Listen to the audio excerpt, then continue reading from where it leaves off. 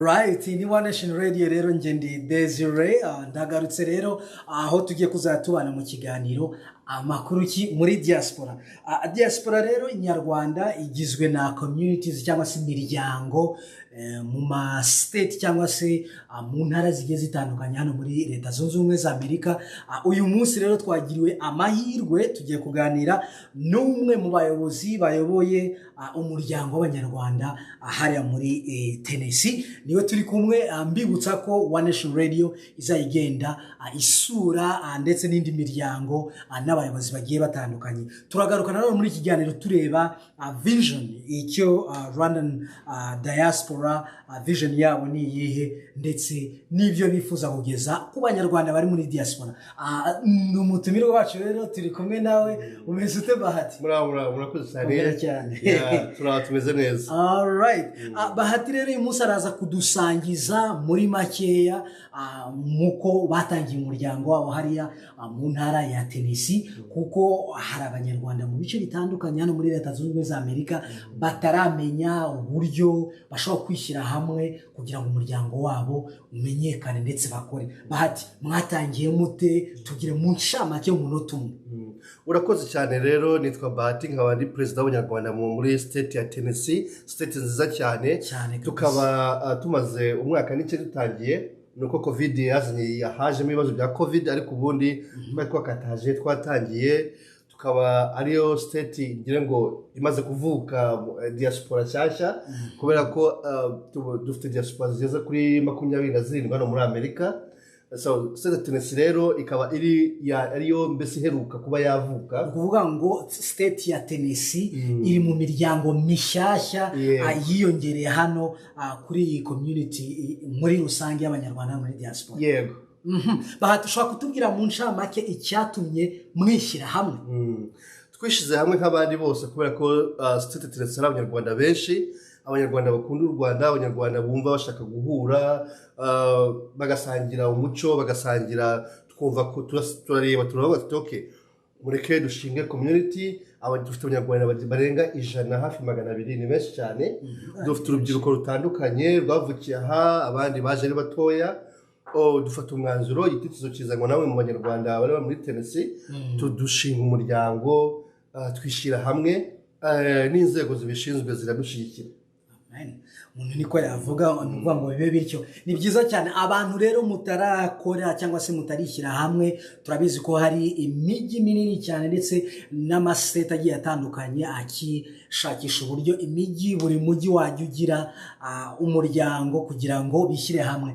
Bahati, ni igiki gikomeye nk'umunyamuryango ashobora kungukira hano muri uyu muryango wanyu? Uyu muryango w'abanyarwanda n'ahandi hose muri rusange uhuza abanyarwanda ni diaspora, kubagezaho gahunda zihari z'igihugu, kuba umufatanyabikorwa ubahuza n'umupatinari we ambasade y'u Rwanda hano, abashaka serivisi za ambasade kubasobanurira, tugira gahunda z'umuco, guhuza urubyiruko, kubakundisha igihugu, no kubibutsa ibyiza by'igihugu cyane cyane. Uvuze neza cyane, kuko na hano iyo urebye ku rubuga rwa internet rw'umuryango w'abanyarwanda hano muri diaspora, bavuga ko mu guhuza abanyarwanda ikintu cy'umuco kizamo cyane. Buriya wavuga ko ari iyihe mpamvu ituma ikintu cy'umuco kizamo cyane? Umuco ni ikintu gikomeye cyane, kuko umuco ushingiyemo byose. Harimo gukunda igihugu, urumva, harimo kwibuka igihugu cyawe ntukibagirwe. Nubwo turi nk'abanyarwanda ariko turi muri Amerika, niyo waba umunyamerika ariko still ufite igihugu ukomokamo, guhora kwibutsa. Turabyara, dufite abana bakiri batoya, kubakundisha wa muco wacu bituma bakunda igihugu. Niyo mpamvu umuco tuwushingiraho niba nabyita nka moteri, nka engine. Birumvikana kuko iyo ufite, buri wese iyo ufite umuco wawe umenya neza aho wavuye, umenya neza icyo wubakiraho. Nakoze cyane Bahati kutubwira mu nshamake. Turagaruka mu kanya gato, ariko nta nubwo ari ukuvuga ngo turajya mu kanya gato, ahubwo turacyari kumwe nawe hano. Bahati, ibibazo nafite ni byinshi bijyanye n'igihe mfite, ariko byibuze nk'abandi hari indi mijyi myinshi cyane, state nyinshi cyane zitarakora umuryango ngo biyunge kuri iyi miryango 29. Ni igiki umuntu w'umunyarwanda utarinjira mu muryango yahombye cyangwa yakagombye kuba afite ubu ngubu?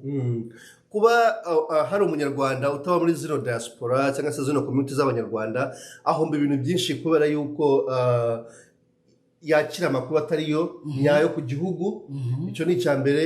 Ugasanga ikinyi gikomeye cyane bwa busabane y'abanyarwanda bahuye, urukundo ruyongera, iminsi mikuru bagasangira, urumva bigabanya icyo tubwigunge, bigatuma na rwa rubyiruko ufite b'abana bahura, menya n'amakuru, bituma nanone iyo urubyiruko rwishize hamwe bagashobora gukora imishinga kurusha uko waba uri umwe.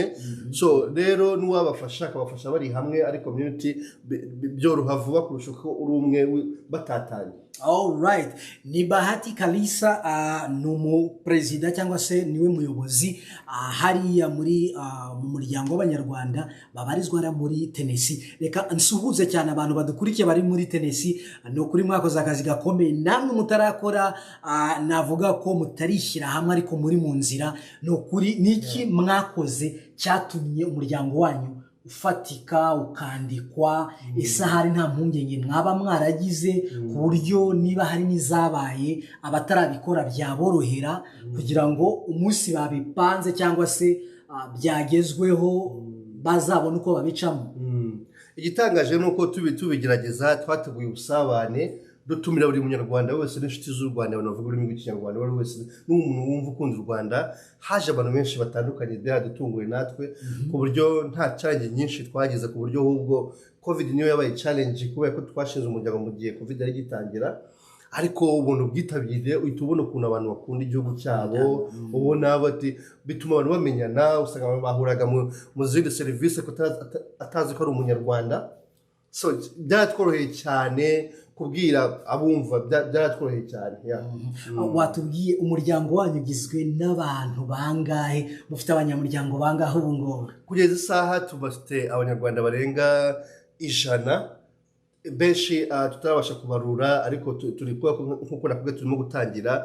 Turespecte ko tuzagira abanyarwanda muri hejuru ya 200 muri state imwe. Ni umutungo ukomeye ku gihugu. Hari ikindi wenda utasobanukirwa cyangwa se utahita usobanukirwa, ariko nanone nk'umunyarwanda aho waba uri hose muri Amerika ushobora nanone kujya ku rubuga rwa internet rw'uyu muryango w'abanyarwanda cyangwa se Rwandan Diaspora hano muri Leta Zunze Ubumwe za Amerika. Bafite urubuga rwabo rwa internet aho ushobora kurusura ukabona n'andi makuru menshi agiye atandukanye ku buryo bishobora kukorohera waba ukeneye serivisi zitandukanye haba mu gihugu ndetse no mu Rwanda. Bahati, tugiye gusoza, ariko nanone ntabwo nabura kukubwira ngo ni ikihe kintu cyangwa se wumva gikomeye nk'inyungu ikomeye umunyarwanda ashobora gukura mu gushyira hamwe? Gushyira hamwe byorohera n'uwadutera inkunga. Abanyarwanda iyo muri hamwe bituma tuganira, tumenya amakuru nyayo, kuko murabona ibintu bya internet byaje, ama social media yaje, haza ibihuha, ibintu bitandukanye bitari byo, bigatuma bihindura umunyarwanda n'ahari agakira amakuru atariyo. Ariko community, ikibazo waba ufite cyose uri muri community, amakuru ku gihugu ni nkaho waba uri mu gihugu. Ikindi ugasanga byorohera abantu gukora investment mu Rwanda kuko abantu bari hamwe bashaka gushora imari kuri baba yafite. Yes. Arakoze cyane Bahati. Rero niba utarakora subscribe kuri One Nation Radio, ni aka kanya kiza cyane. Niba uri umunyarwanda uri mu zindi state zitandukanye tuzakugeraho, ndetse reka dusuhuze abayobozi ba Rwandan community aho muri mumerewe, mukomeze mumererwe neza. Nongera anshimira nanone abantu bose mudukurikiye nonaha. Nakagaruka rero, ikiganiro ni icyanyu, tugiye kuzajya tubagezaho amakuru muri diaspora aho waba uri hose, amakuru azayakugeraho. Wakoze cyane Bahati. Wakoze cyane yawe kandi wakoze cyane. All right. Yeah.